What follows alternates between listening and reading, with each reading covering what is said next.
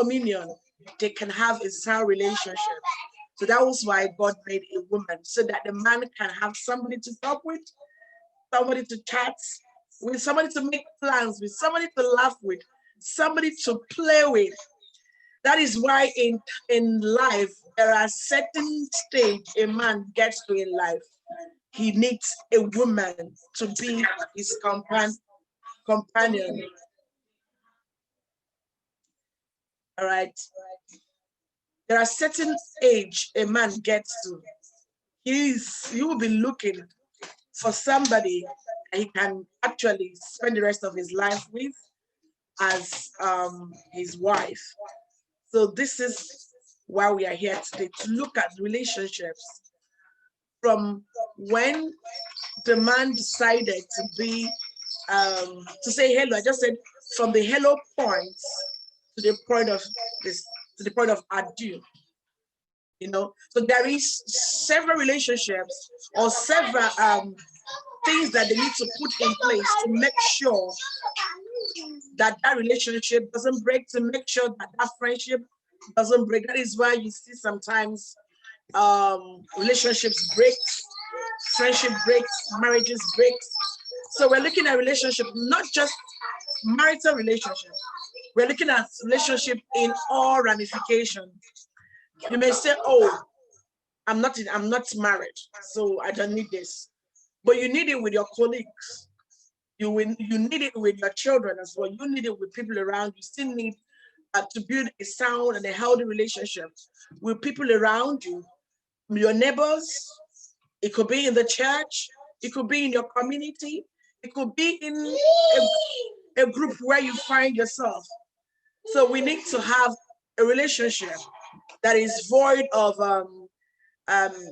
hatred and so many hatred and hate speeches. So today, it's my pleasure to welcome here Dr.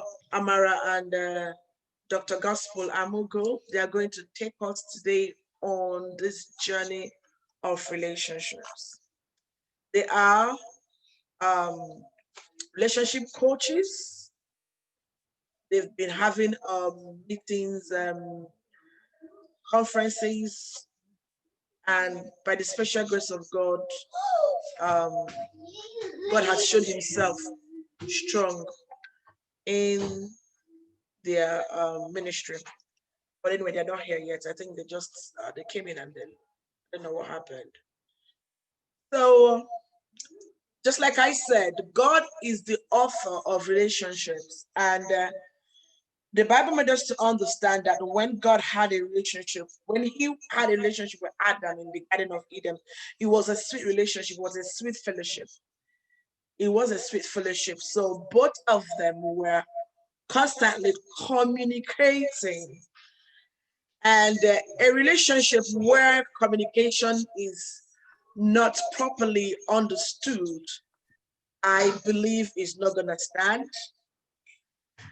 And a relationship where the communication is not effective, it will not really stand. There will be definitely problems. There will be hurdles and there will be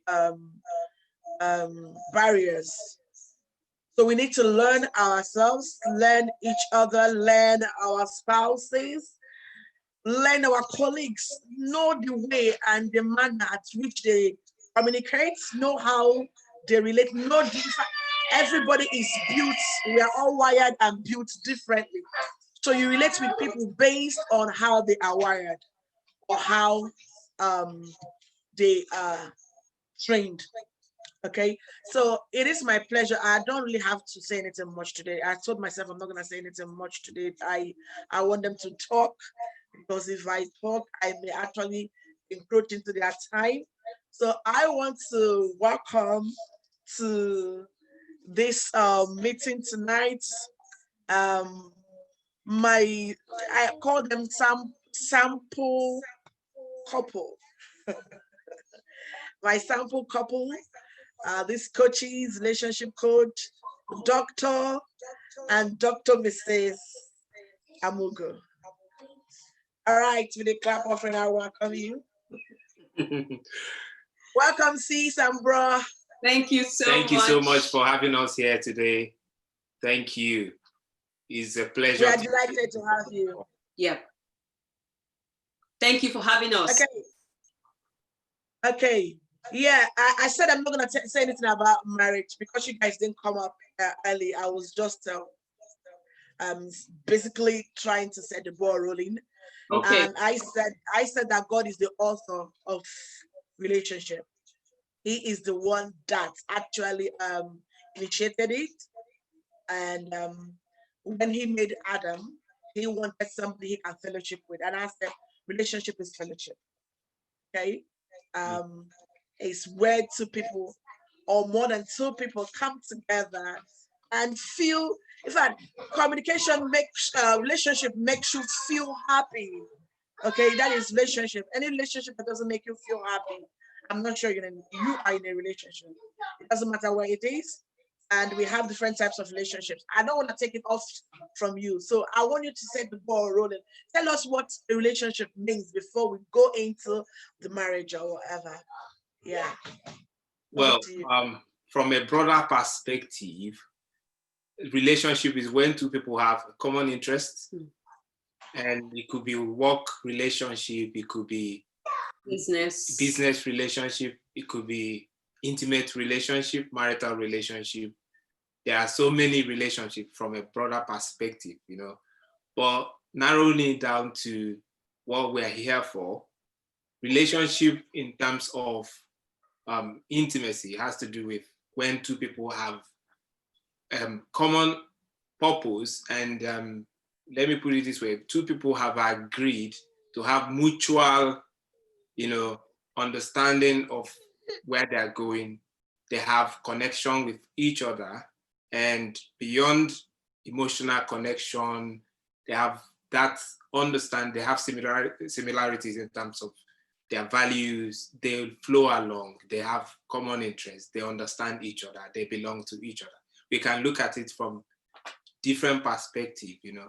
But the key point about relationship is that there is that understanding that there's something going on between the two of them. Yeah. You can't assume that you're in a relationship with someone when the person is not even aware.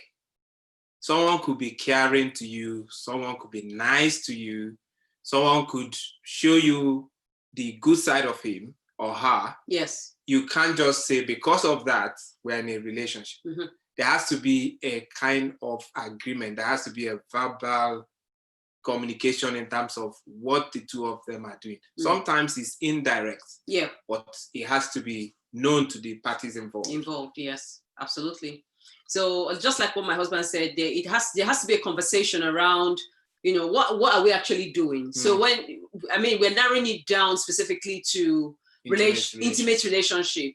So you don't make an assumption that because, you know, you've gotten a kind of talking with somebody, you feel that this is it. You know, there has to be a conversation around what exactly are we doing together? What what is this thing happening? You know, so I think we needed to say that because for a lot of single people that has been through heartbreaks and, you know, stuff like that, one of the things they say, oh, but I thought it was our intention that. So it is very important that you set the expectation and have that conversation. So we can just say that a relationship has to be defined. Yes, absolutely. If you base your relationship on assumption, you are actually waiting to crash. I won't wait for 2 minutes. Should I won't wait? Please, always test and check if it's ready. Stop. Is that for us? No. Yeah, I think the food is for us. Okay, that's okay. Yeah, I love that. You know, for a relationship, we need to like define it. Because I know there are some people that actually behave as if they're in a relationship, but deep down inside of them, they're not in a relationship. And the other party is being deceived because I'm just trying to protest this because you pointed something about singles. This is one of the reasons why we cry and say we've been heartbroken. Yeah. They deceived me. He deceived me because he was treading on the path that looked as if that we're in a relationship, and you assume that the man of God, the man is spirit filled, and you followed paths, and at the end of the day, he told you, "I'm sorry." Okay, now that is awesome. Now, when it comes to a relationship between, I said that there comes a time in a man's life he needs somebody he can actually confide um, to, somebody he can actually lean on, because nobody's an island anyway. Somebody you can actually plan your life with, somebody you can actually critically analyze issues with. So there comes a time in that man's life, and he'll be looking for that person. So what I said is building a healthy relationship, because I know that you and your husband are relationship coaches, and you've been helping people build a healthy relationship in their marriages, from the point of hello, can I talk to you, to the point of I do and beyond. Now I want to ask, how do you build that relationship, from a healthy relationship, from the point of hello to the point of I do? It doesn't matter if it's 3 months. It doesn't matter if it's 6 months, because I know the distance between the hello and I do, to some people is 10 years, to some people is 5 years, to some people is 3 years, and to some people within that 2, 3, 4 months, that the relationship can just hit the rocks.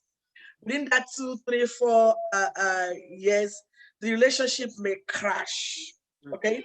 Now I want you, because I love the way two of you are so open when it comes to relationship. In as much as you are servants of God, but you are very raw and very open. You don't sugarcoat things. Now, may we know how to healthily relate with the man or the woman, from the point of, hey, babe, I like your swag. Can I talking to you? All right. Over to you. We're trying to kind of talk. Who should go first? Okay, Anyone.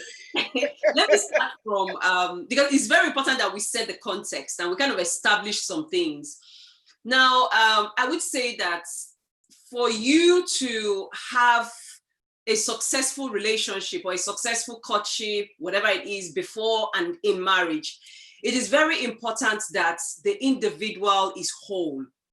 Now, a lot of people come into a relationship hoping that the person in the relationship will complete them, or the person in the relationship would affirm them in a way that only God can actually complete them. Now, it is important that before you go into a relationship as a single person, you need to come to a point where you are single and you're content. And you need to understand why do I exist? What is my purpose as a single person, whether it is a man or a woman? Now, this is very important because a lot of conflicts in relationship or in courtship is down to a mismatch in terms of purpose, in terms of where are you going, what's your vision? And, there's been a lot of conflict around that. So first of all, who are you? First of all, are you content being single? Not just getting into marriage because you're tired of being single, or you're so desperate to be married off, and things like that. So you need to come to a point of completeness, a point of wholeness as a single person. I don't know if you want to say something. Yeah, we have a lot to say. So starting from what you said, so the first point of hello is to discover yourself. So assuming you've discovered yourself, like you're saying, you know what you want, everything is clear to you. So the second phase is to, know who you want. The person you're saying hello to, have you discovered the person? Do you know who that person is? So it's one thing to just see someone. You can be physically attracted to someone, and you're so head over heels in love with that person, and you think you're actually in love without knowing that what you're starting off with is just the chemistry, the attraction, because you like the personality. Maybe the person is as exuberant as Pastor Amara. Exactly. And you've been looking for someone who is so exciting, who is, you know, it can engage in a conversation for a long time. And now let me paint a scenario. You started school and you've seen this lady in school, in the same university, you had a chat and you see that, oh, she's so, you know, outgoing. This is the kind of woman I'm looking for. Before you know it, you're thinking in your head, we might get married. Yeah. That's attraction. You were attracted because of the person's attributes and personality, and so to speak. But then you have to now discover who that person is. Who is the person? How can competence level? What is the competence level of this person in terms of relationship? Yeah. We put out a lot of tests that need to be done. Yeah. To actually understand someone. And we believe that relationships should not start from emotional entry point or physical entry point. You start from spirit to spirit connection. So that takes us to spiritual compatibility.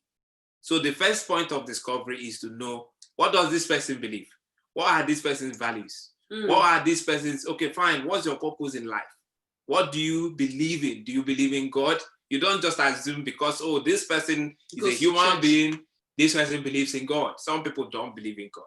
And then if this person believes in God, in what way? What's the paradigm, spiritual paradigm of this person? Does this person believe what I believe in terms of spirituality, or is this person just religious? So you have to set those things out, you know. When you've discovered this person from a spiritual point of view and you think, okay, we are compatible, we can actually flow along. Yeah. Then you move it to the state of looking at communication level. Can you guys engage in quality conversation without being physical or without conflict? Yes. So you move it through that process, because for some people, if someone is so quiet that he can't even talk, it's a no-no for them. So we are still looking at discovering the person you want to get married to, or the person you want to be in a relationship with. Yeah. Then you look at the person's way of managing conflict. If there are issues, how would this person handle it? Move it beyond the two of you. How does this person relate with external people, like friends, like family members? Yeah. Because it's not just about you. When you put all those into consideration, you now decide, can I move this relationship from the hello point to the courtship point? You can't just say to someone, I love you, I want to get married to you. Then you start looking at who the person is. This is why so many people go through heartbreak. Because you've already made a commitment. Now you want to discover the person. Yeah. When you now discover the person that is not what you want, the next thing now will be, how do I quit? Some people go into silence mode. They don't pick calls, they don't return calls. They just ignore you. They ghost you. More. Yes. No, yeah, that's what I'm saying. Like, based on what my husband is saying, they kind of like just ghost you. Yeah. So you're now wondering what's wrong, what happened in this relationship? Because that person cannot actually bring him or herself to break the relationship. Yes. So the best thing is, don't pick a call, don't pick his call. Create conflict where there is none. Exactly. And use that as a point of contact to walk away. Exactly. Yeah. So people do that a lot. And you see people going through heartbreak because you've already invested your emotion into the relationship before you now discover that, oh, this person is not right. This guy is not even the right person for me to get married. That's where you see people asking, can a Christian marry a Muslim? Because you're in a relationship with a Muslim. And you've taken it too far. Exactly. That you've come to a point where you really cannot retreat. So you're trying to find reasonable, rationalizing. Exactly. But he's a good guy. Yeah, but he does this. He's nice. He's caring and all of those kind of things. But it's about the fundamentals, basically. So what are the core fundamentals for the individual that is going into a relationship? And do your core fundamental, does it align with that other person's own? Because if there's a conflict with your core fundamental, then definitely this will be a point of conflict in the relationship and even in marriage. So if you move it beyond discovering who the person is, you now look at how the relationship itself can survive a long time, or what we call test of time. Yeah. Because two people might be okay, yes, but they can't gel. They have a kind of conflict in terms of that connection, that soul-to-soul connection, so to speak. So you look at how are you compatible in terms of doing things together, having shared vision and all those. So if it's not working out, you know that they say a broken courtship is better than a broken marriage. So if you allow your relationship to go through a phase and you see how you guys manage it, because some people are not mature to, every mature person cannot marry every mature person. Exactly. So two people have to look at themselves and see if they are aligned, if their life can blend. Yeah. So once you go through that phase and you're sure, if I'm using myself, for instance, when I met my wife, I knew I loved her, but I wanted to see if I could love her to the point that if she hurts me, I will still love her, you know? And we went through that phase. I knew that even when I was so angry with her, I couldn't let go. So for me, it was a personal test I went through to know, can I tolerate the sides of her or the weaknesses in her that may put me off? She has her strengths. I have my strengths. I have my weaknesses. She has hers. But those weaknesses, can I take them on board and still be happy with her? So we went through that phase and I knew that this is someone, even when I'm very upset, all we needed to do is to have a conversation. Yeah. And that's the end. No, like touching on time, like let me just give some example. Touching on time, I think it's very important, because what I see happening in a lot of relationship, even currently, some of the people that we have actually been speaking to, is the fact that people are no longer patient. People are no longer putting their relationship through a test of time.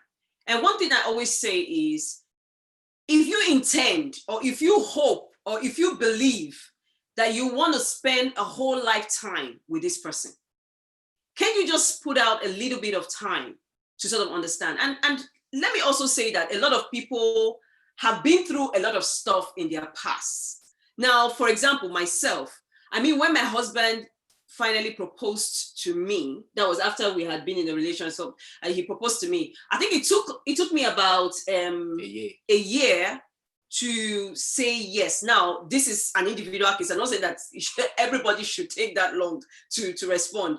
But the reason was that at the phase of life where I was at that time, there was a lot of things that I was a bit skeptical about getting into marriage. Like, hey, this is my life. Like, hey, with somebody. So I really needed to be sure for myself. Now, this is just an example, but what I'm trying to say is, put your relationship through the test. Because initially when you see somebody, you're in a relationship with somebody, you're like head over heels, and your hormones, everything is like, wow, this is the guy, this is the lady I want to get married to. Now, what happens when all of that wears off? You have to really try to think about it logically and ask yourself some very crucial, pertinent question about, would I be comfortable to spend the rest of my life with this man or this woman? Does my value align with this person? Because these are crucial questions that everyone needs to answer. I don't know if we covered it, but well, this is absolutely interesting. You touched a lot of things. You really touched a lot of things. This is to say that nobody actually completes each other. No woman completes a man, and no man completes a woman. And before you say hello, or before you go into a relationship, you need to know that you need to get the affirmation you're looking for outside yourself. Because if you don't get it yourself, you will be disappointed. Definitely. When you get in there and they don't affirm you how you want them to affirm you. Mommy. I say this, my dad always tells me, until you say I am, nobody will say you are. Invariably, until you affirm who you are, people will definitely tell you or call you what they feel you are. Now, what you tell yourself or what you affirm yourself will be seen in your movement, in your speeches, in your character. Do you understand me? Okay, that's fine. I love what you guys said. That I took something here. He said, do not commit before discovery. Do not commit before discovery. I love it here. I love, do not commit before discovery. So I'm gonna run with this. I'm gonna tell people, don't commit your hearts. Don't commit your money. For some women that say, I paid these fees, I did this, please don't commit before discovery. For men as well, don't commit before discovery. Discover first before you commit, to avoid heartbreak and to avoid some killing the other person, because we've seen our heard cases where people killed because they felt they've been disappointed. They felt they've been what do they call it? They felt they've been jilted. They felt they've been used and dumped. So before you say they used you and dumped you, please count the cost. Discover before you commit. Okay, you said something here. A broken partnership is better than a broken marriage. I want to find out. Is this case I'm actually handling this now? They've already done the traditional marriage, and she has already committed before she discovered that there is something going on. So what in that case? How do we deal with such situation? Because it's still courtship, though. Now, when you're doing courtship, when you've already committed, not wedded, you've not had children, when you discover this is not what you want, this is not what you bargained for, how do you handle it? Well, maybe we're a bit digressing, but I think it depends on the level, the level at which the relationship is at the time. For instance, if the relationship has not involved third parties, then you can dissolve it within yourselves, the two people involved.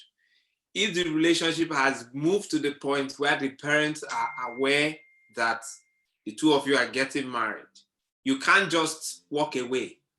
You have to involve the parents as well to negotiate, to give reasons for not going ahead.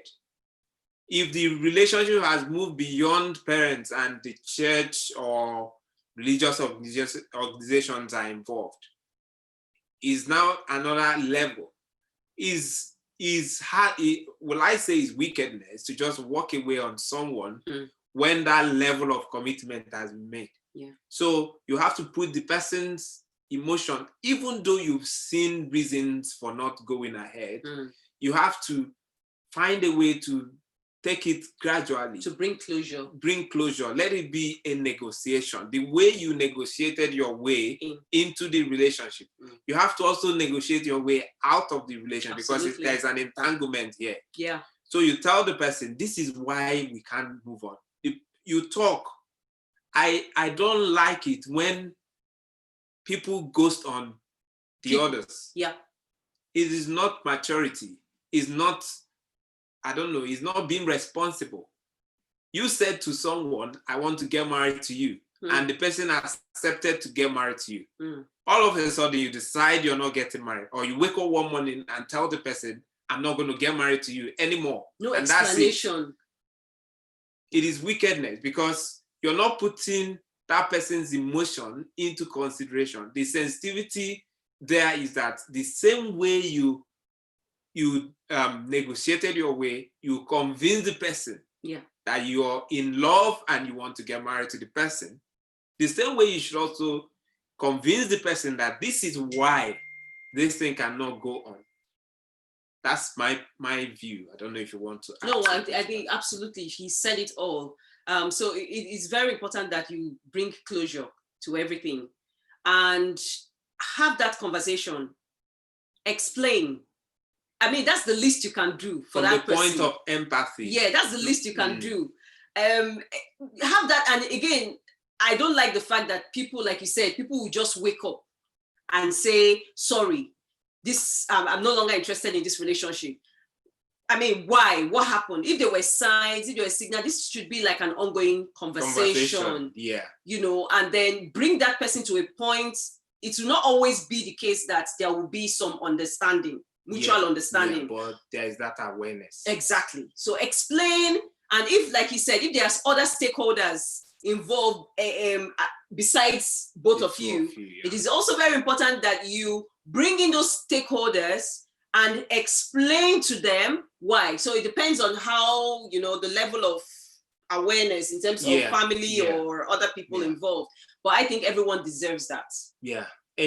Citing an example, there was a friend of ours that they were involved in a relationship. They planned to get married. Just like we were in school, you know, everyone knew that these two people are seriously in a relationship. And just like that, you know, they were living in separate cities. And the lady sent a message to this guy on his birthday to tell him that it was all over. The guy was shattered. It was like, you know, the whole world came to an end for him.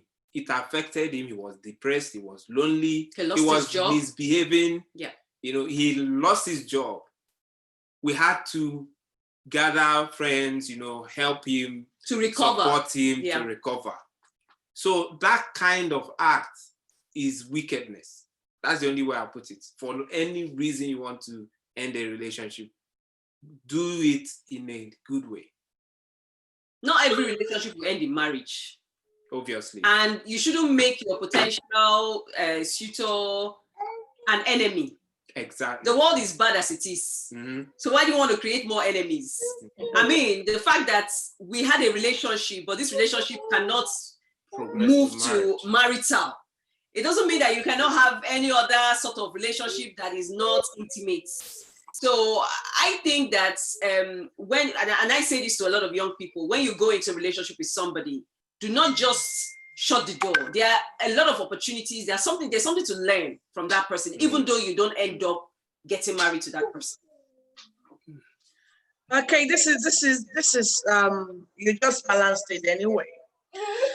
Please, if there is any question, let's keep the question rolling. I want to ask a question. Now we've actually established that from the point of hello, you need to actually, first of all, discover, after the hello, discover who the person is before you commit your heart.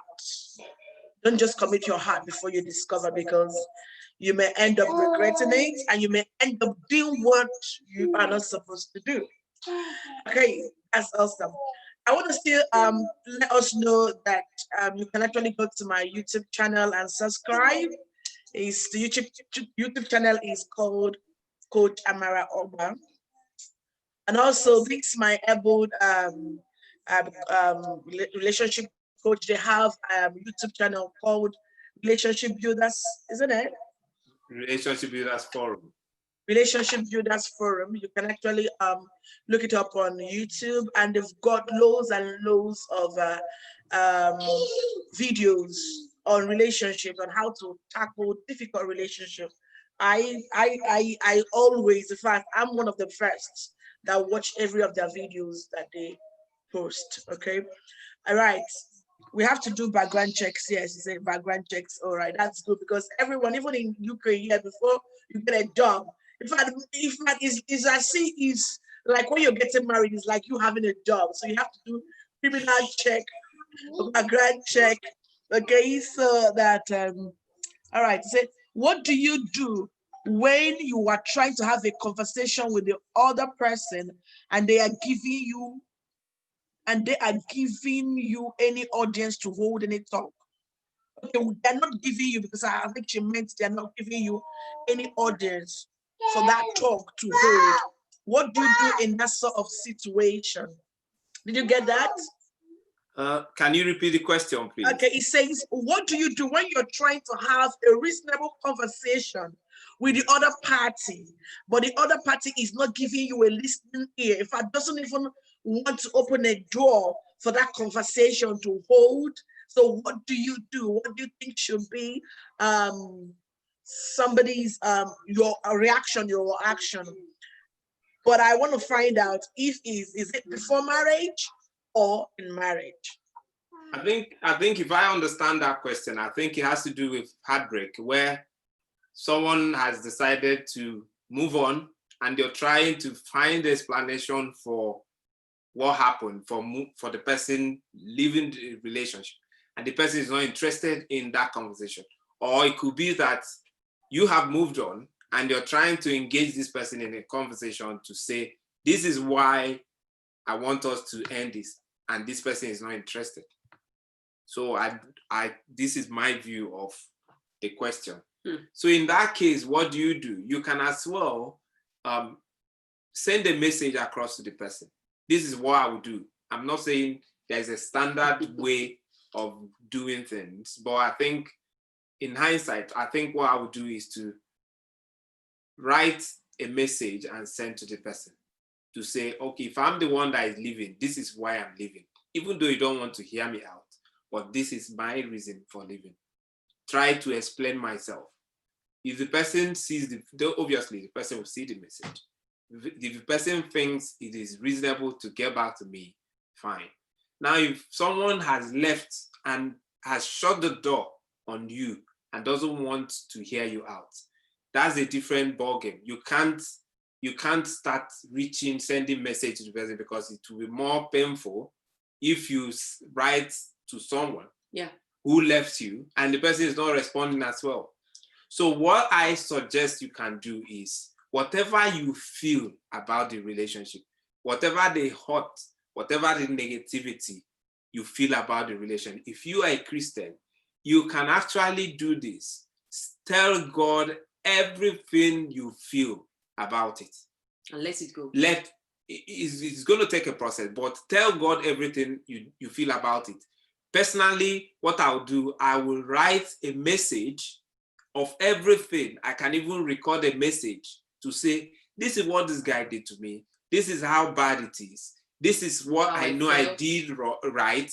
This is how he has made me feel. Say it the way it is from my heart. Even though he's not listening to me, but I've expressed myself. And especially if you do it in the place of prayer, there is a healing effect it has. That's number one. Number two is you can write, what are the positive things about that relationship? Yep. And what are the negative things about the relationship? You know, when you are in love with someone, you're only seeing the good part. But if you look very well, you can see the negative part. And to help yourself, if you look at the negative part and see why you should not be in the relationship, it will help you as well. Yeah. Then another point is that create your world outside the relationship. What do you want to achieve with your life? What do you want to do with your life? Plan your life outside the relationship. Yeah. You want to add to that? No, that will keep you busy. But let me also say, because a lot of people see this as a disadvantage, but I think that this happened for a reason. So the fact that that person isn't speaking, and this touches on communication skills. And this has been one of the issues that a lot of people encounter in marriages. The fact that there's been a lack of communication. Now imagine that you're married to this person, and one way they handle conflicts is that they block you off. They give a silent treatment. They're not talking to you. You don't even know. I mean, imagine how you would feel. You feel trapped. So this sort of gives you an insight, an indication of what could have been in the relationship. Exactly. Yeah. Maybe that's in some way could bring some comfort, could bring some solace. And, you know, like you were trying to say, a lot of people get into a relationship, and I'm saying this, I mean, I might be biased in this case, but for ladies especially, they get into the relationship and they forget about their life.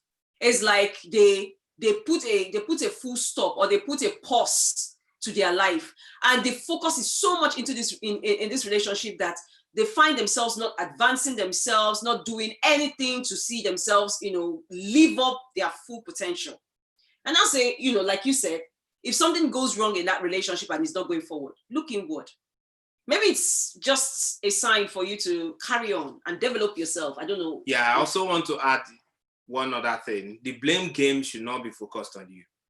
There are things you can control, there are things you cannot control. What I can control in this marriage is my part in the marriage. I can control the fact that I'm committed to it for life, but I cannot control what my wife decides to do tomorrow. I know she's not going to do otherwise, but if tomorrow she says she's not getting married to me anymore, it is beyond my circle of influence. Yeah. So try and control what you can control, what God has given you power to control. And that is you and the choices you make, the decisions you make, but not the decisions someone else makes. So don't blame yourself that someone walked away. Exactly. He or she chose to walk away. That's true. Not because you made him or her to walk away. Yeah. Wow, this is absolutely amazing. Okay, I know woman of God, because Mary, you want to ask a question. I'm gonna bring her up soon. But I think the person that asked the question was just acting about it in marriage and also in courtship. Okay. In marriage, just like your wife actually pointed out that this is communication skill. I've seen people that don't want to talk. In fact, there is nothing that you will do that will make them talk. They are just deaf and dumb, and they only act. They don't communicate. Their romantic level is -0, and the only thing they know is missionary work in the family, and it's just missionary work. And if the person happens to have somebody like me as a wife, there is a problem. Because I am just let us do it every week. In fact, I like making noise.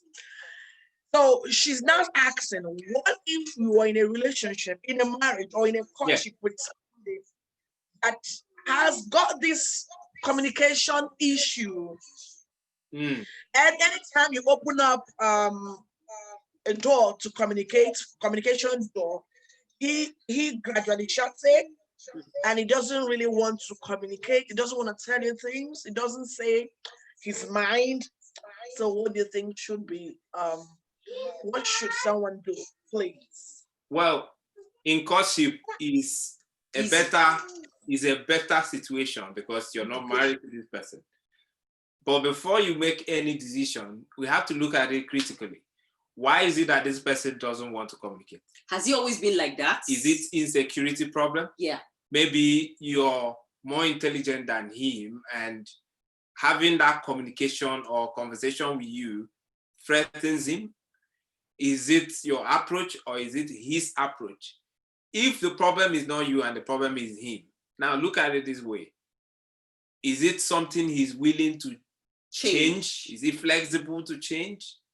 Personally, I wasn't good at communication when my wife and I met, because I was good at listening. I know it's part of communication, but she would do all the talking, I would do the listening, and I'll ask the questions, prompting questions. I'll ask him, she will talk. I'll ask him, she will talk. And I was happy. Sorry, I'll ask her, she will talk.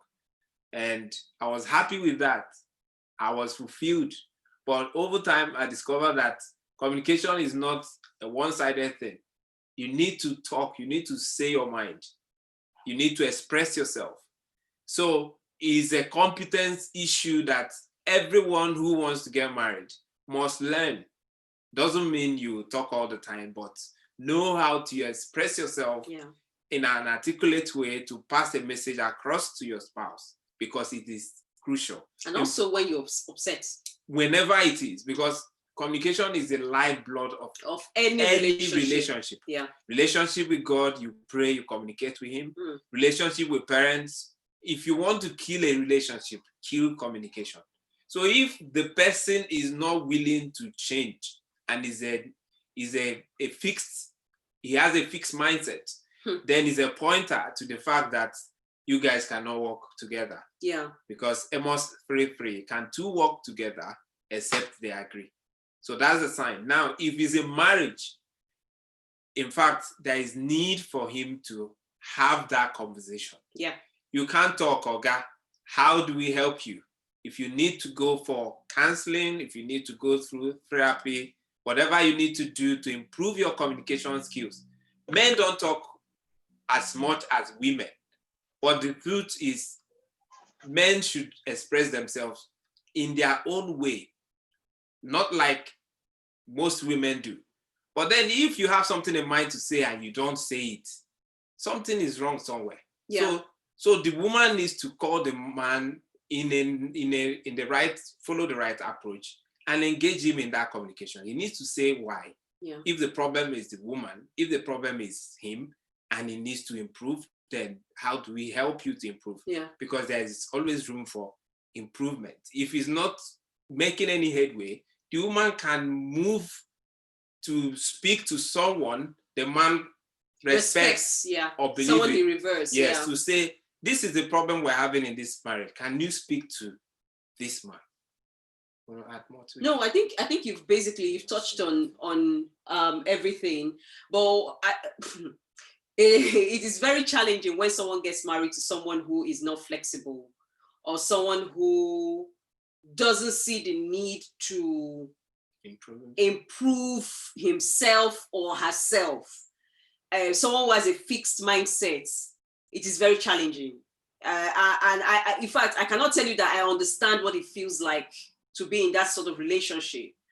But I would say that before marriage, is like what my husband said, is easier because you can decide not to go on with a relationship. However, if you find yourself in a marriage where this is the case, there has to be a conversation. You have to talk about it. And when I say talk about it, it's not surface talking. It has to be a conversation you have to have in terms of both of you have to be vulnerable. Like, what exactly is happening? How did we get here? That's provided it has not always been like that, because then you need to look at what's the root cause. Yeah. What exactly, maybe he's struggling, maybe it has nothing to do with you. Yeah. Probably he has like some personal or something he feels, I don't want to label my wife with this. I don't want to talk to her about it. So you really need to kind of delve deep into the core issue, and, get him to talk, or get somebody he respects or someone he reveres to talk to. And, this I think is a point that needs sorting out, because I would say if there's no communication in your relationship, then basically everything about your relationship is on the line. Well, if there is no communication, everything in the relationship is as good as dead. Yeah.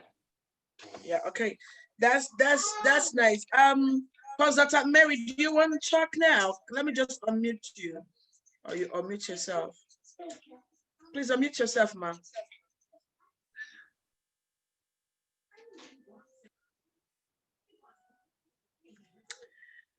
Okay.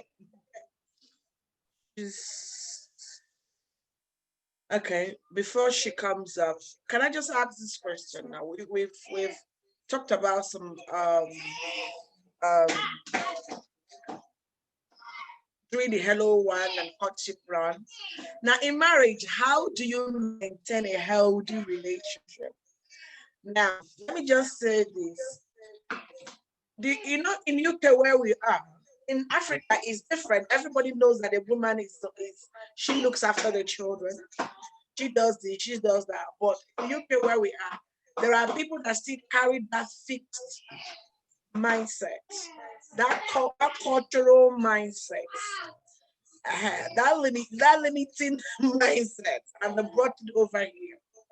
Now, how can people maintain a healthy relationship, even in the midst of the challenges we have in the UK?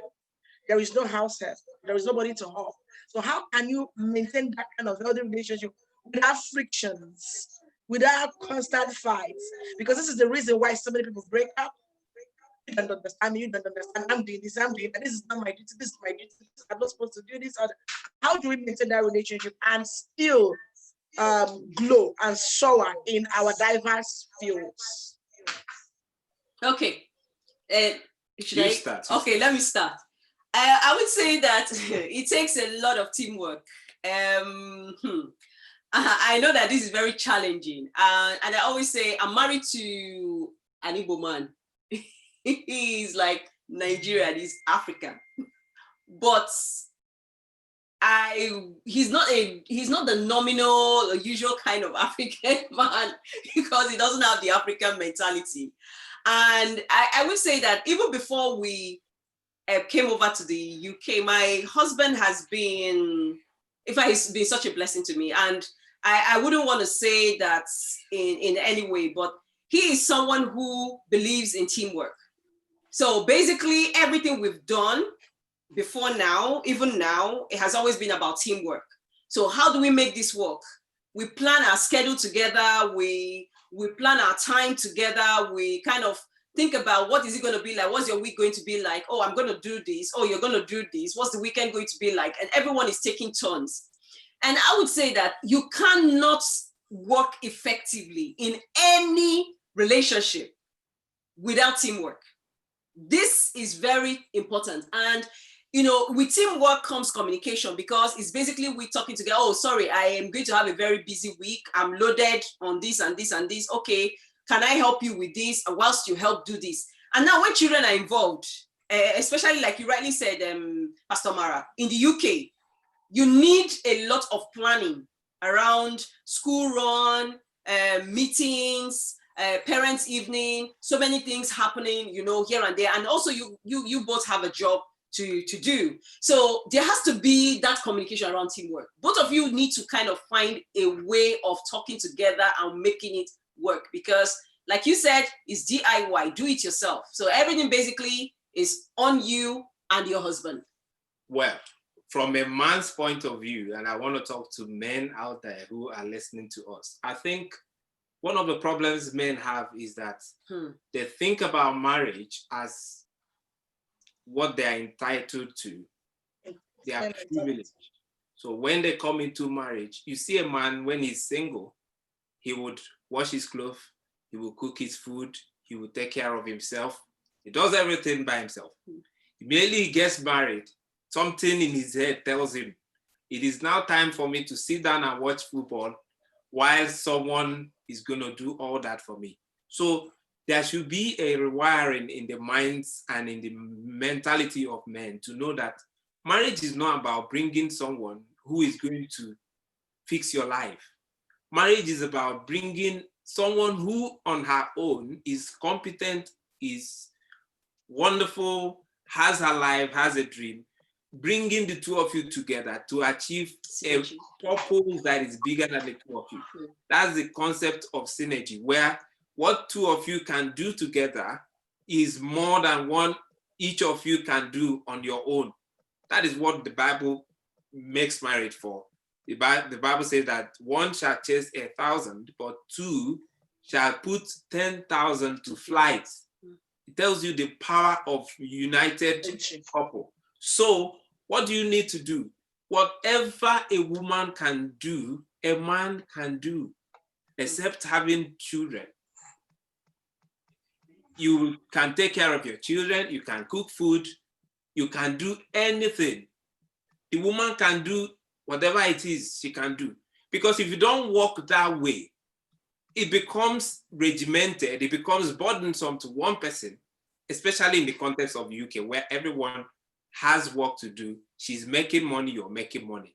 You're contributing, she's contributing. So why will you leave everything for her? On the home front? Yes, I'm not saying what I will not do. If we use the example of Jesus Christ, because most times people preach scriptures to buttress the point that the man should be the Lord and Savior, while the woman is the servant. Now look at it. Jesus washed the feet of the disciples, showing them the example of servant leadership. So the headship that the Bible talks about is not even about bossing people around. It's about service. It's about leading by example. So if you want people to be submissive, you submit to God. You show that love. When you love someone, you sacrifice. Jesus loved the world so much that he died on the cross so that he would save mankind. He came to the lowest point to take on the position of man because he loved man so much, because he wanted to redeem man. So every man should be willing to die to your ego, die to yourself in order to prove that you love this woman. Whatever it takes to make, imagine Christ going to the lowest point to wash the church, to make the church blameless. So that is what a man needs to do. So my concept of marriage is such that I have to live by the example of Jesus Christ. And there is nothing he cannot do. He served food. When people argue and say men should not cook, women should cook, I told them that even when Jesus resurrected, if you remember, he cooked fish and called the disciples to come and eat.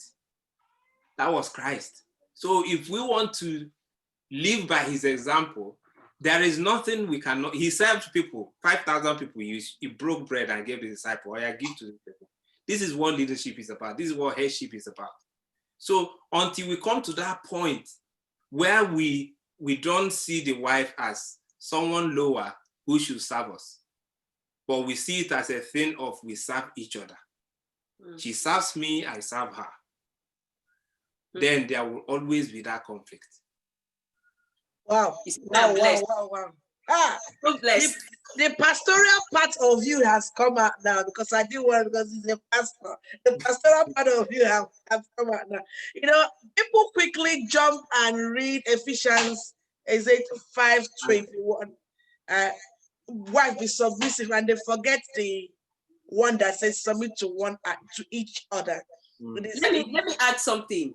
Okay, you know, it's so easy. I was saying something. I said I'm so blessed with my husband. It's so easy for me to submit. And if I don't even remember the word, like it's not a struggle for me, because he has exemplified. So you know, one of the things I mean, it's not because he's sitting right here with me, but he mirrors Christ to me. And for me, it's so easy for me to serve him. It's so easy for me to do certain things for him. And sometimes I just look at him like, wow, what kind of person are you? And you know, I think that a lot of marriages, there would be sweetness in those marriages if people can actually understand this. If men, both of you are existing for yourself, you want to make yourself happy. If my husband is not happy, I'm not happy. If I'm not happy, he's not happy. So whatever, find a way to make things easy for both of us, and complex. Make it. I just love what you said now. That whatever you said, ma and sir, is the bedrock and the foundation of a healthy relationship. You need to understand that you are a team. You need to understand you're in this together. It's a win-win situation. It's a win-win situation. Wow. This is amazing. And to the men out there, you need to go back and wear the cap of Jesus Christ in your marriages, so that your marriage will stand. No matter how difficult that woman is, you need to wear the cap of Jesus Christ, the leadership cap of Jesus Christ. Let's mirror Christ. If we are Christians, let's emulate Christ. You ask yourself, if what I'm doing now, would Christ do that? You mirror Christ. He is empathetic. Every miracle he did it out of compassion. Exactly. It is compassion that will make you look at the woman God gave to you. She's not coming to fix you. You need to fix yourself. And you guys can do it together. Help each other. Get to the next level. I'm not preaching. I can feel it.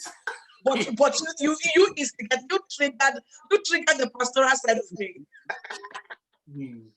Oh yeah. This is amazing. This is amazing. Consultant Mary, are you there? Do you still want to ask your questions? And I want to read what somebody wrote here. I love what he is saying now. Yeah. You have been hard on men, and it's good for them. Men have that mentality of women do it and do it alone, which is very bad. God bless you, sir. Right on, sir. Thank you. Yeah. Praise the Lord. Hallelujah. Yeah, I really thank God for this particular topic today. It's an eye-opener to a lot of young women, even the married women as well, and the men as well.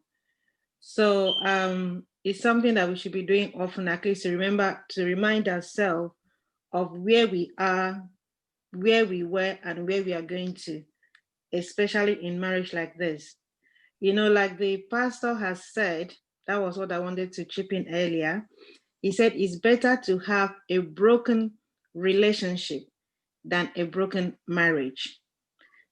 That is the best thing. You know, if you are in a relationship, it doesn't matter how long you are in a relationship.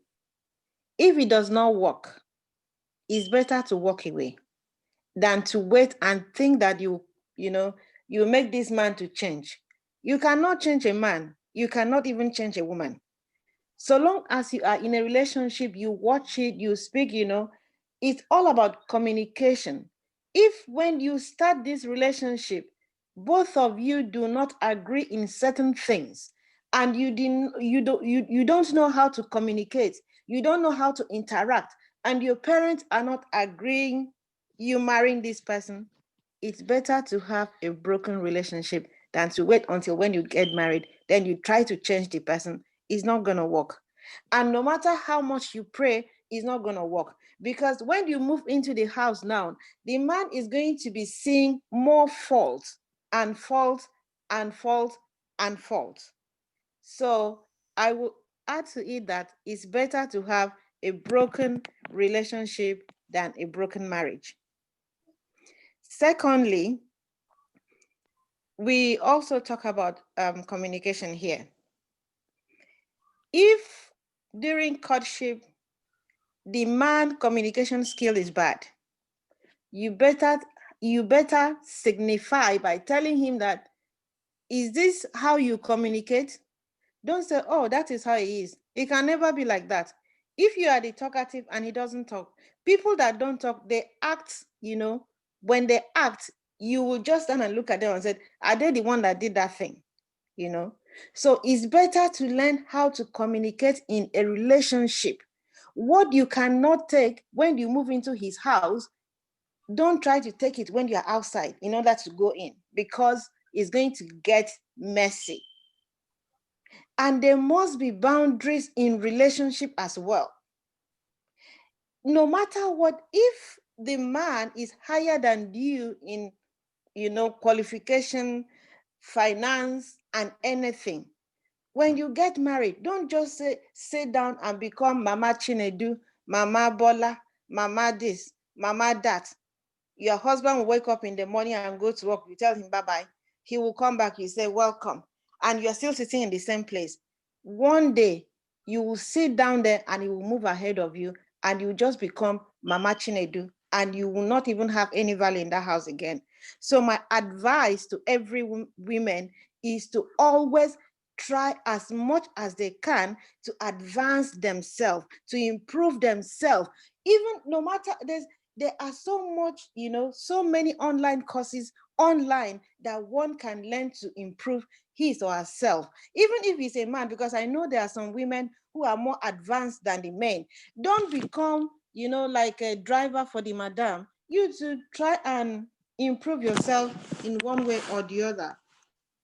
Also in UK here, like you've talked about, like how can you communicate or maybe come to an agreement when it has to do with taking children to school and all that. There must be understanding. You must plan, you must communicate, you must put everything in place. Your wife is a helpmate, like the pastor has said, and the Bible has made it clearly that this woman is a helpmate, not a mate. Your wife is not there to clean the floor for you. That is one thing we have to speak to African men. Even back at home, they have to join this program in order to listen. Women are not cleaners. They're not just there to be cooking for you. There's nothing wrong if I come back home and a man cooks for me and I eat and go and sleep. It's a nice way to do it. Why would I always be the one to cook for you? So women, you have to really set a boundary. Men, you have to set a boundary. Also, I want to speak about, maybe I'm taking it too far, maybe I'm digressing or what, to the external family, that's the parents of the in-laws. So the men has to set a boundary and the women have to set a boundary. This is my wife, this is my in-law. So you respect my in-law. If you love me, you have to love my wife. If you respect me, you have to respect my wife, and everybody will be at peace. I have to stop there. Maybe I'll have something else to talk about later. But for now, I would like to stop at that. Thank you for having me. Wow, that's amazing. That's amazing. You are on point, and yeah, you're on point. And if we take on these advices and contributions on board, I think our relationship will get to the next level. I want to ask a question to you, Doctor and Dr. Mrs. I know you guys were not Doctor and Dr. Mrs. where you met in the university during your first degree. Now I want to find out, how did you people cope? And we just talked about you improving yourself, women improving yourself, and not just being mama ogedembe. You need to like improve yourself and work on yourself. I just want to find out, how did you cope? How did you manage to do it? And I mean, I know you had a baby during your master's level. You've done your master's, done your PhD, and yourself and your husband. How did you guys do it? That some of us that we need to like know some of the tips and some of the steps you guys took, so that we know how to do it. We learn by people's experiences, and their stories. Can you just tell us a little bit about how you guys did it? Okay. Let me start. Can I start? Okay, let me start. It's a long, I just try to give you the abridged version. Now, when I met my husband, one of the things that I was so keen to see in a man, or one of the things I would say, one of the things I admired about him was the fact that he was a visionary. So he's actually got like his plans, his vision scripted. Like it was so clear that he had like 10 years, 5 year, 2 years. So he had a long-term plan, mid-term plan, and all of those kind of things. And I remembered one of the things he asked me. He said, where do you see yourself in the next 10 years? Where do you see yourself in the next 20 years? And I was like, 20 years, that's a lot. I mean, that was whilst we're still in uni. And he said, no, you have to write it down. And I started scripting those things down. And he was like, no, you have to think about it carefully. What sort of person do you want to be? And, let me just say at this point, were we thinking about marriage at that time? Or? Not really. When I think the thing is that I met you as a person. Yes. And we had a kind of relationship. And yes. Most of the conversations we had at that point wasn't, today people talk about feeling, love you, love that, and all those kind of things. But we are more about, what do you want to do in your life? Have you found purpose? Yeah. If you found purpose, how do you express it?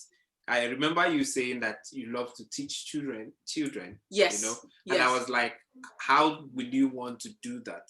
It is one thing to have vision. Then how do you convey express vision? It? So over time, a new teaching. Now you came to a point of seeing that teaching not just for young people, because at the time you were teaching teenagers. Teenagers, yeah. You saw it as impacting knowledge on youths. So you now opened an NGO, if you remember, to empower young people. So from there, you now decide, okay, it's going to be human resource management. Yes. So everything was in line with where you wanted to be. And I remembered before we came to the UK to do masters. Yeah. I asked you, if we come to UK to do masters, what will you do with it? Yes, I remember that. Because you don't just come to study. Yes. What are you studying for? Yes. Because we see everything as a means to an end, not about money, not about get a job and work. It's about kingdom purpose. What do you want to do with it in terms of what God has called you to do? So we felt fine. You said you want to go into lecturing. Yes, I remember. So it was clear that, okay, you're going into lecturing even before we left Nigeria. Yeah. You now came to UK. And in fact, let me also say that you came before me. Yes, he allowed me to study. Because we had opportunity. Who should go first? You were supposed to come first. He said, no, I won't come first. You should go first. And it was like a conversation. And I was like, why should I go first? You are the man. You should go. No, you have to go first. You have to buy. You have a vision. And I see, this is what I see. And I remember that after my master's, I was like, I'm done. And he said to me, let's go back to that plan. Let's go back to that book. So we actually had a journal. And he said, these were the things you want to accept, you want to achieve. And I was like, oh no, I don't think, at this point, he said, no, look, you have to get to this point and I will support you. I will make sure that you get to the highest point you ever think. And you know what, for me, that was a challenge that I accepted. And I started off, went on to do my PhD. And I would say that it was challenging, very challenging, because towards my writing up stage, I became pregnant with my son. And I cannot have done that without my husband.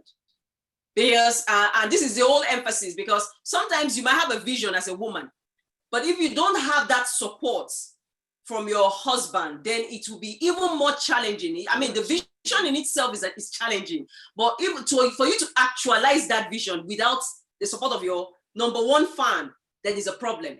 Because you find yourself having two levels of challenges or two levels of conflicts.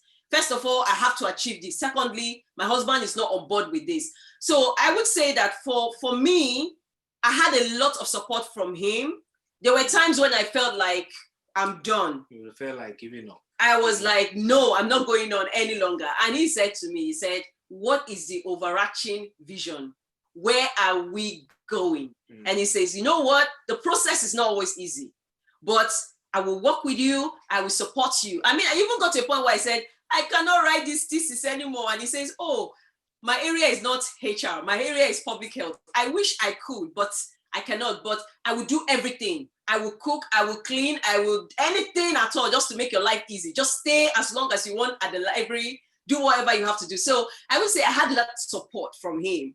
And it was really comforting. It made life still, even now, it makes life easy for me, having that support. So I would say that's one way we have achieved all that we have achieved together. It's down to teamwork, like we said before. Yeah. So it's one thing to receive the support.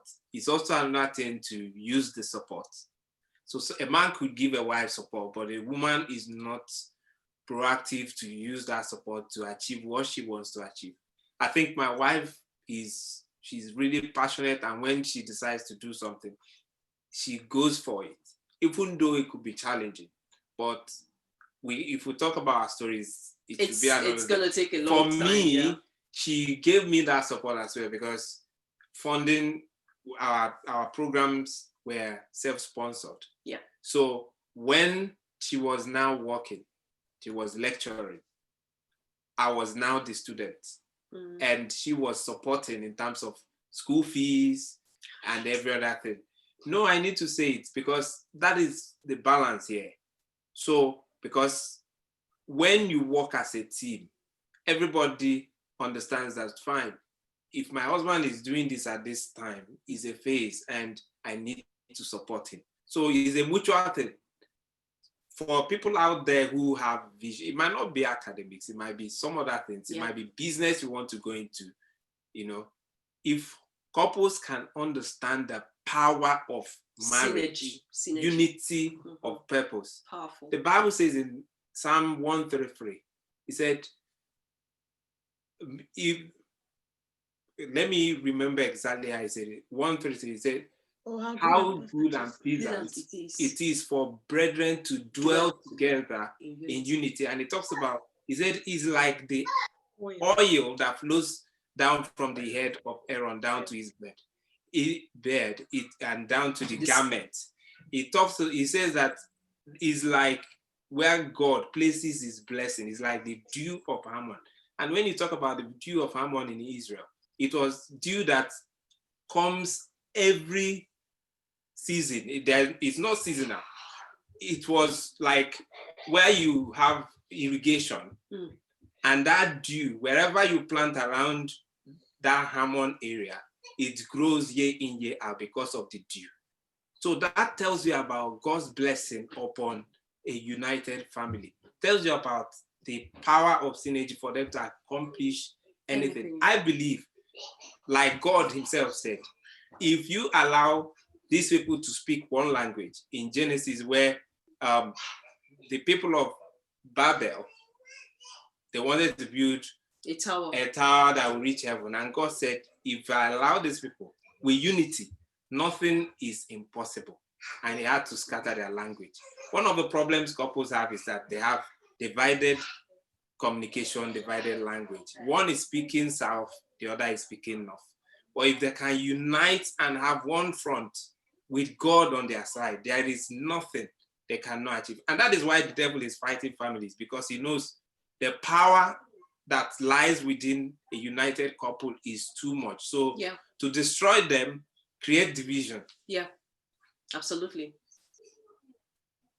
God, you guys have brought tears from my eyes now.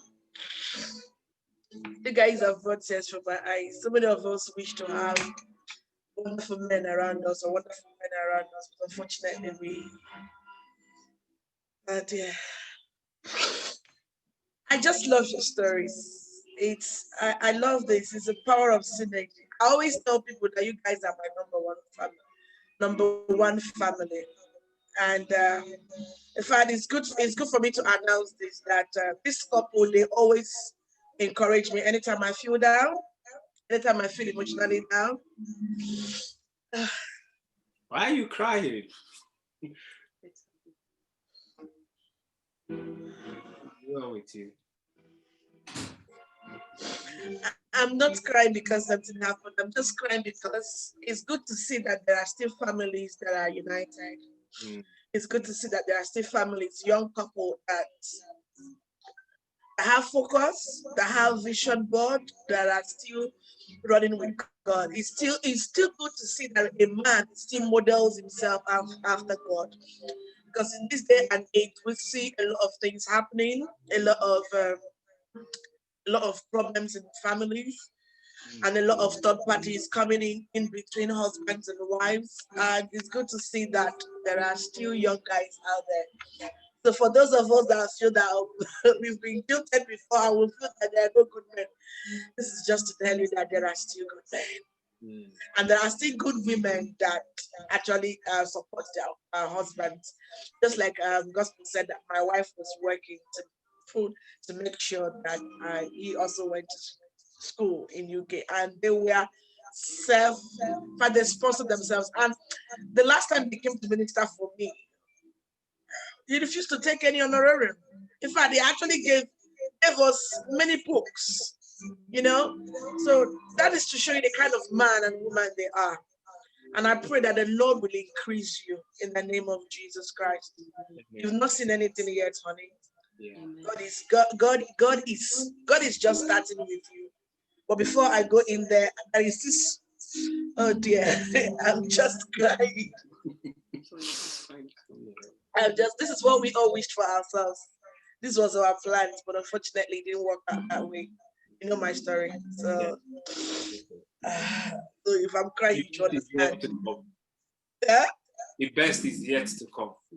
Amen. Amen. Amen. Yeah, there is this somebody wants to talk before I ask this question. Is it this guy, is it Galaxy X9 or S8? I don't know. He said he wants to ask a question, wants to contribute and ask a question. I don't know, there's no name on it. Before I ask Lola, please.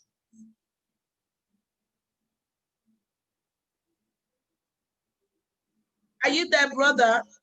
I think it's Galaxy S9, S8, isn't it? Yeah, Mama. Yes, darling. It's me, Njideka. Oh, sweethearts. Ma. So you are here? Yes. All right. Are you crying like me too?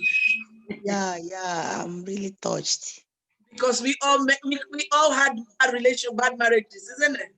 Yeah. But there is best to come. Yes. Okay. Can I go on? Yes, love.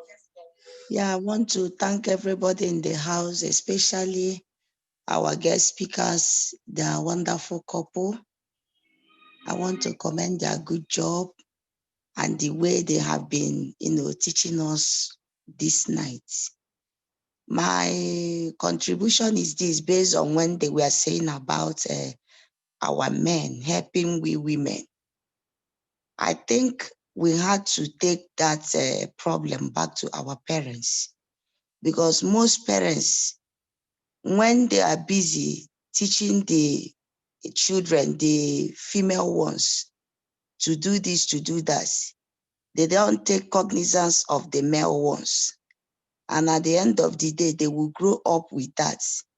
So eventually when they now get married, they will start having problem in their marital homes, because there's no way you can learn new hands at your old age.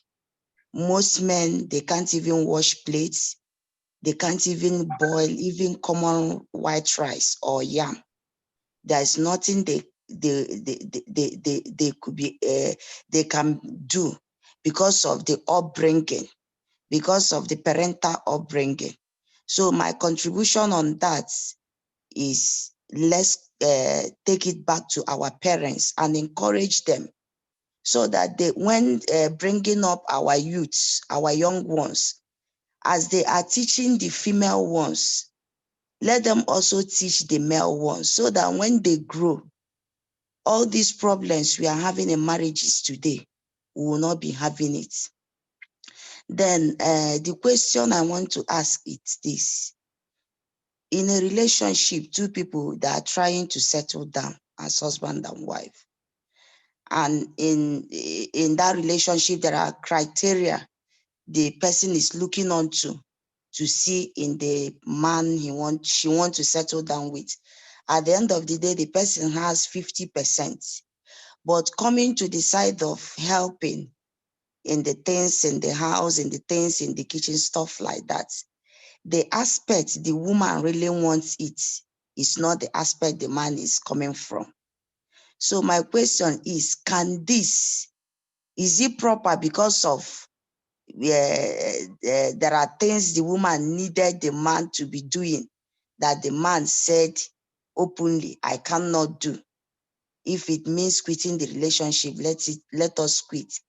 Is it proper at that point for the woman, the lady, to say, okay, because you say you will not be doing this in future in this relationship, I think I should quit. Let's go our different ways. So the question is it proper for the woman because of those little things? Because most of us, we call them little things, minor things, it doesn't matter. Some of us, maybe because of age and all those things, we want to settle down. At the end of the day, after 1 year, 2 years in the marriage, those things, you start getting angry. So my question is it proper before the marriage starts to say, because you said you are not helping me, you will not do this, you will not do that, please, I am not interested in the marriage. Thank you, sir. Okay, let me start by saying the first question you need to ask yourself is, in this marriage, these things, can I deal with them? Can I tolerate them and still be happy? Because everyone has weaknesses. Everyone has, because that same man would have his areas of strength. So when you weigh it and you think, you see this thing, I cannot live with it. In fact, anything you cannot live with in marriage, don't accept to go into marriage with based on those things. So if the woman has seen that these things are things she cannot tolerate, she can't deal with them, then it's okay to say no. But don't forget for me, the pressure of getting married. But then marriage is not the end of the world. You're not getting married to change your status, to fulfill all righteousness, to tell the world that now I'm married. What is the purpose of marriage? If the main thing is that most people don't understand the purpose of marriage. And it is said that purpose undefined, abuse inevitable. You don't get married because you want to change your status. You get married because there is something two of you have together that you want to achieve together. So if you cannot bring yourself together to do that, there is no point getting married. If not, marriage will become a problem to your life. Make you live shorter than you should live. Yes. frustrated, unhappy, depressed, and you wouldn't want to quit the marriage, because if you do, the stigma around you had a broken marriage is also there. So those are the things you have to check. But then for me, the primary thing to look out for when you're making that decision is, are they primary things? Are they core things? It's not like, okay, the man doesn't dress well, so because of that, I won't get married to him. There are superficial things, and there are things you can help. Some things can be worked on. Yes. Basically. If for instance, the man says he can't cook, cooking will not be a problem if the man has money. He has money, but he can't cook. You can order food. So there are ways to circumvent certain things that you should not, because of those things you can control and say you will not get married. Yeah. But if they are things you cannot control and you know they will cause severe conflict in marriage, there is no point going into it. That's my view. Yeah.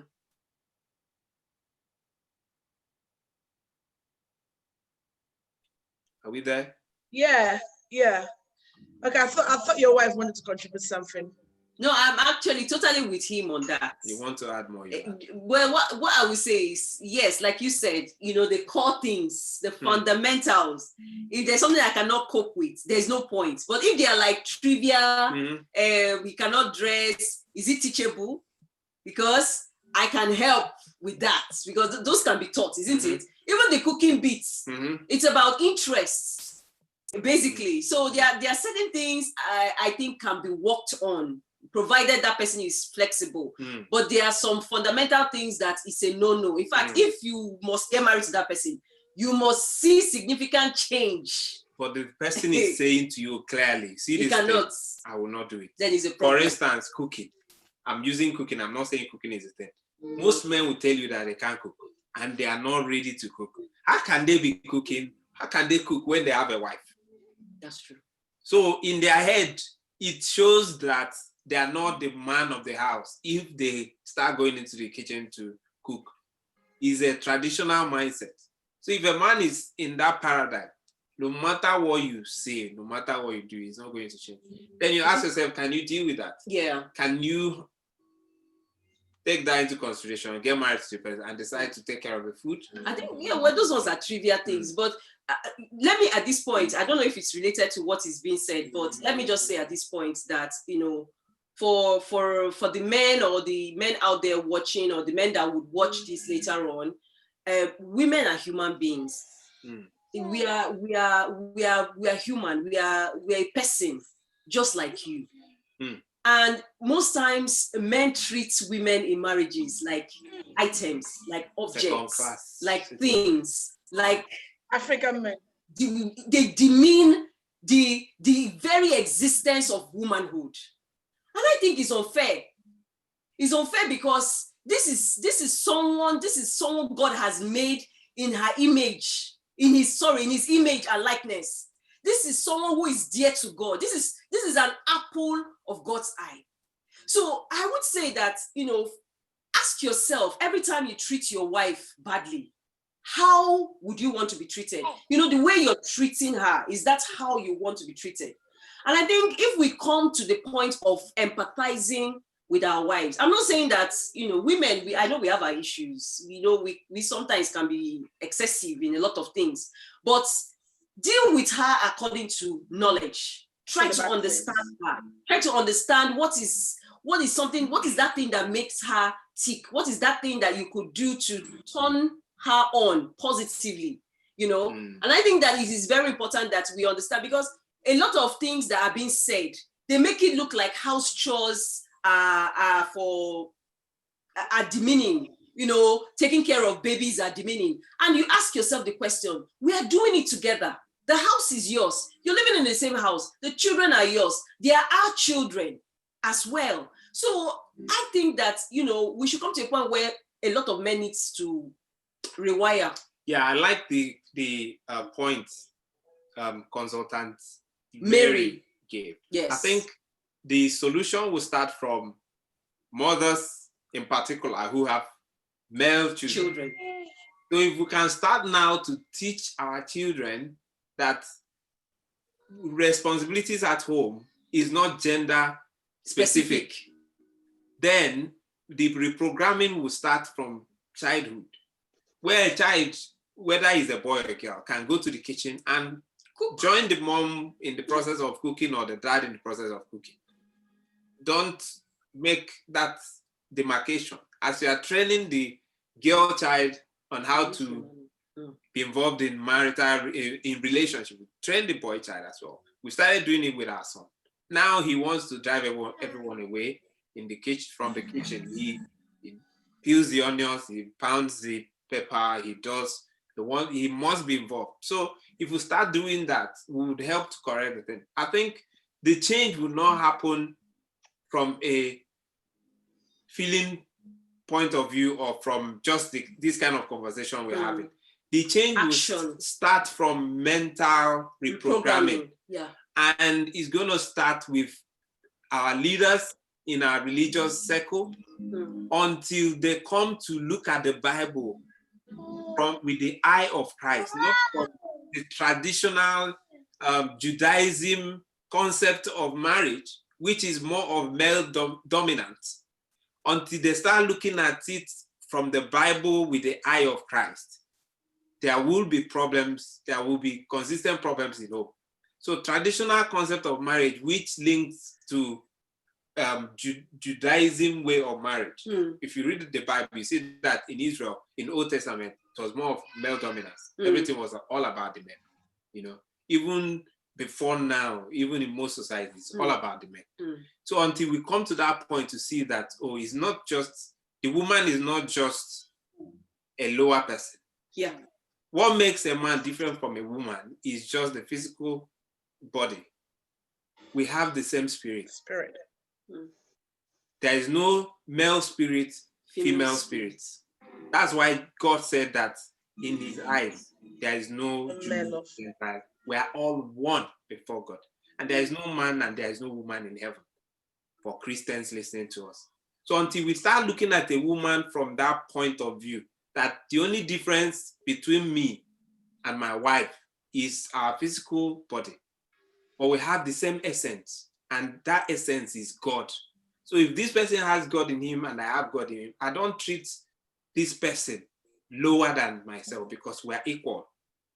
So that's the point I talk. Yes, most times I talk about equality. You've read my post, and I know people always have this misunderstanding. A woman and a man are equal in that sense. We only have different responsibilities, different roles. You know, it's more like where you have a company.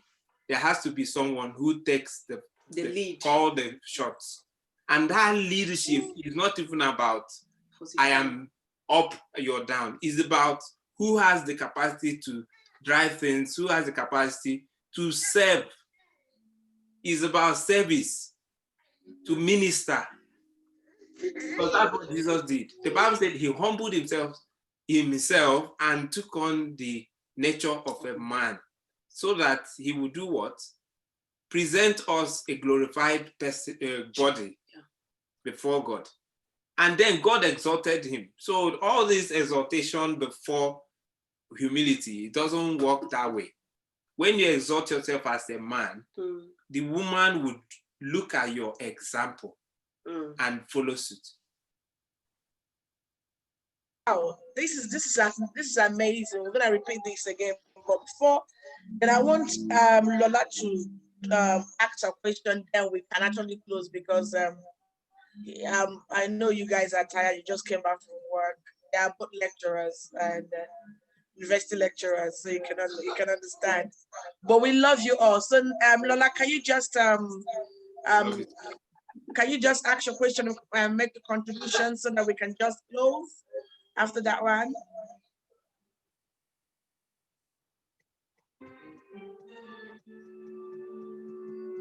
Hello. Okay, I've just excused myself. Good evening, everybody. Good evening. I just wanted to, I've actually written my contribution anyway. I just wanted to contribute towards the last question that was asked. And my contribution was that an individual should know what their deal breaker is. So you know what's a no that you can never bend on or compromise on. And in my own case, when I was dating, I would say I don't want someone that we don't have the same faith, because I don't want to confuse my children. The visions are going to be different. I don't want to convert, you know. So that's an example of knowing who you are and what you want for yourself. So that was a deal breaker for me. But little petty things that can be changed, you know, yeah. But things like your faith, very important to me. And, you know, I just had to stand my ground with that one. So that's the contribution towards the question that was asked. The question I'm about to ask is, hold on a minute. I think I've written it somewhere. Okay, so do you think marriage is harder in the UK? Is it more difficult to be married in the UK? And how do wives deal with being a breadwinner? Because I feel an average African man or men, they don't deal well with the wife being the breadwinner, especially where we're from. You know, the wives tend to be the homemaker, looking after the children, and the man brings the money in, you know, sort out the bills. But sometimes it happens in the UK where maybe the wife is the professional person and the role has changed. So how do you deal with that? Thank you.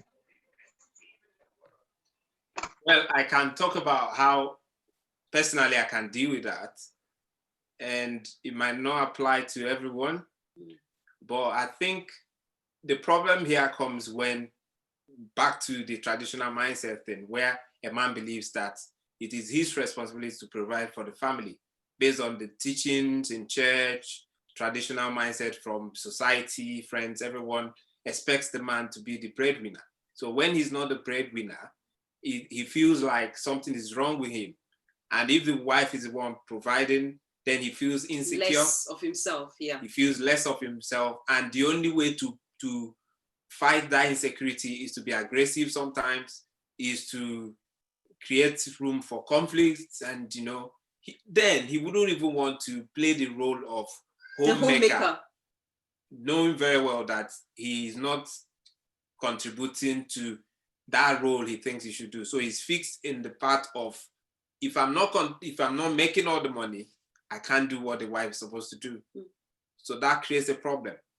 But then for me, it is easy to deal with as long as you have good understanding with your wife. If she's the one, the professional person, because I've been there. I've been there where I was a student and I was working, because as a student, you don't work full time. I could only work 20 hours in a week. And what I was contributing it was nothing compared to what my wife was making as a lecturer. So when she's at work, what do? I take care of our son. I do the homework, do all the things I need to do at home, because for me, it doesn't change the fact that I'm a man, I'm a human being. So I do all that. This is what men should do. Be flexible enough to give supporting hand or assist your wife so that she will find it easy to be the breadwinner. As long as there is unity in the family, where she's not making the money and using it to dominate you, to prove to you that you're nobody, then there shouldn't be a problem. Because the money she makes is for the family. In fact, if we talk about financing in home, that's another conversation entirely, because our concept is different from what we've seen a lot of people do. Our concept is that if my wife has money, it is our money. If I have money, it is our money. She knows how much I have. She knows how much I make. Now, I know how much she has. I know how much she makes. And we plan together. The money might be in her account. It could be in my account. But we know what we're doing with the money, because we have plans, we have budget, we have things we want to do with the money. I can't just spend money because it's my money. She can't just spend money because it's her money. Even though we are flexible, it doesn't mean we can't spend money, but there has to be that conversation. This is what I want to do. It doesn't matter who does it. Yeah. She can do it, I can do it, as long as it's done. She can hold all the money. I can ask her for little money I will have in my account to run my day-to-day activities. It doesn't matter whether she has it or I have it. I feel more comfortable she having all the money. Sometimes you say, do you want to keep it in your account? She say, no, keep it in your account. You know, just like that. Life is simple that way. Yeah. So if the man has that understanding and they are working together, it doesn't matter.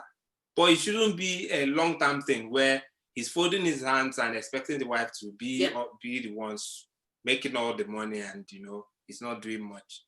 If he needs to upskill himself, he needs to go to school, if he needs to be trained to be able to contribute, not to compete with a wife anyway, because sometimes the strengths of a woman may be more in terms of being a professional, while the man may do jobs that may not make him make as much as the wife. It's not a competition. If your wife is any more than you, it doesn't change the fact that she's still your wife. In fact, you should be proud of it that your wife is making more. That's the way I see it. Yeah. And I can go on and on. Yes, but I think that's like what Lona was trying to say. Foundationally, there's been a challenge in the sense that the expectation is that men will take the lead in terms of breadwinning. Mm-hmm. But now, and if you look at the olden days, you know, farming, and you know, men go to farm or go to hunt, the woman stays at home and do the cooking and do the cleaning and welcome him back and clean the meat and all of those kind of things. Things have changed. So a lot of women now, so again, when you look at statistical evidence, you find out that a lot of women have started upskilling themselves. When you look at the number of enrollment as it has to do with male, female at university or higher education level, it's actually more, we have more women now enrolling in higher education than we have men. So the fact that women are beginning to take on more of this responsibility, and on top of it, they have children and all of it. And so it's an expectation that men should understand that these things are happening. So the women are not just sitting at home and taking on that responsibility of the homemaker, but they're also going out there and, you know, doing their breadwinning and coming home with, you know, something. But there are situations whereby a man can be out of job, you know, the woman takes on that leadership or sort of like breadwinning responsibility. But there has to be an understanding, like what my husband was trying to say, between both of them. What do you do? How do you manage these things? And to be honest with you, what we have been doing together is something that when we share with couple, they kind of cringe because they're like, no, I cannot get my husband cannot know what I'm earning. Oh, no, I have to have some side money and all of that. But I have never been in that situation with him where I cannot do something with my money. And I don't feel threatened in any way. But probably my relationship might be different because again, there are some relationships where the man is the spender. So money does not stick with him. He's just constantly, as long as he has money in his account, it must finish. So he's always looking for something to spend on. And sometimes it could be the woman as well that is the spender. So again, there has to be that conversation. What do we do? Who manages the finance? So it's not gender specific. Whoever is more, what's the word now? The more prudent. Yeah. So you can allow that person to take the wheel. In terms of money. Yes. But then you should also consider the fact that some relationships are not the way it should be. Yeah. So that creates that diversity in terms of how people manage their money. So it can be standardized, so to speak. But what I want to conclude with is that relationships should be better in the UK. It should be better in the UK because life is easier in the UK compared to Africa. The only problem is that we want to do what Jesus asked us not to do. Don't put an old wine in a new wineskin. So want to pull the concept of marriage as it is done in Africa in many years ago, and want to put it into the concept of marriage in an evolving world where women now are more proactive CEOs of companies, making more money than a lot of men as well. It can never work. It can never work. You don't expect a woman who has 4 companies she's running to still finish all those and run home and serve you lunch, dinner. It can't work. So for those who, we can't answer everything. We have a lot of content in terms of breadwinner, homemaker in our YouTube channel. If you can find time to watch it, that would be wonderful. Thank you. Wow, that's so amazing. Thank you so much, Dr. and Dr. Mrs. I really, really appreciate all you gave to us today. In fact, I wrote a lot of things down, and what struck me most is that don't commit before you discover. And this is one of the mistakes a lot of us make. We commit before we discover. And we learned a lot of things that couples, when you're coming together, you need to have a vision board, you need to have a plan, short-term goals and long-term goals, and agree together. And there is power in synergy. You know, the Bible says one would chase 1,000, but two would chase 10,000. So it is much more than geometric progression. So we really celebrate you too. In fact, your testimony has brought tears to most of our eyes today, and we pray that the Lord will continually cause your marriage to stand upon that rock which is Christ. Amen. And no matter the storm, no matter the stormy weather, no matter the wave or the wind, you are gonna still stand and continually be emulate somebody that people will actually emulate, become a model to a lot of people, which you already are. Yeah, come on, Emmanuel, how are you? Okay, so just leave the guys. All right, so thank you so much. We have heard it that marriage is sweet, marriage is enjoyable when you guys work as a team. Marriage is loving when you have a vision and a plan together and constantly encourage each other. All right, thank you so much. My boy just got sick now, so all right, thank you so much. I appreciate everyone. Thank you all for contributing. Please go to their YouTube channel, Relationship Builders Forum on YouTube. You're gonna get a lot of videos, a lot of teachings as well, and also go to my YouTube channel, Coach AMARA OGBA. Enjoy the rest of your weekend. Bye. Bye, everyone. Thank you. We're gonna definitely bring them on again. All right, bye everyone.